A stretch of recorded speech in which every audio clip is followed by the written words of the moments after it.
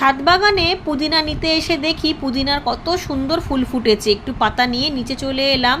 চাটু গরম করে নিয়েছি, একটু গোটা জিরে গরম করে গুঁড়ো করে নেবো, দই দিয়ে রায়তা বানাবো।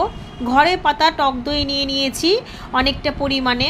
এবার একটু জল দিয়ে ফেটিয়ে নেবো। তার মধ্যেই মশলাগুলো রেডি করে নিয়েছি। পুদিনা পাতা কুচিয়ে নিয়েছি, পেঁয়াজ কুচিয়ে নিয়েছি, লঙ্কার গুঁড়ো, গোলমরিচ গুঁড়ো আর ওই জিরে গুঁড়োটা নিয়ে নিয়েছি।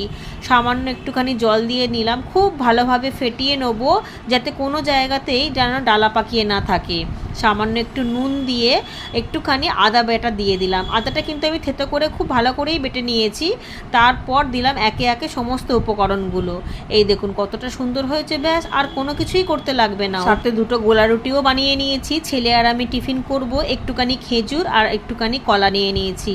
এই দেখুন ওপরে একটু পুদিনা পাতা দিয়ে দিয়েছি, দেখতেও সুন্দর লাগছে আর খুব উপকারী একটা জলখাবার। বাগানের টাটকা পুদিনা পাতা দিয়ে রায়তা তৈরি করে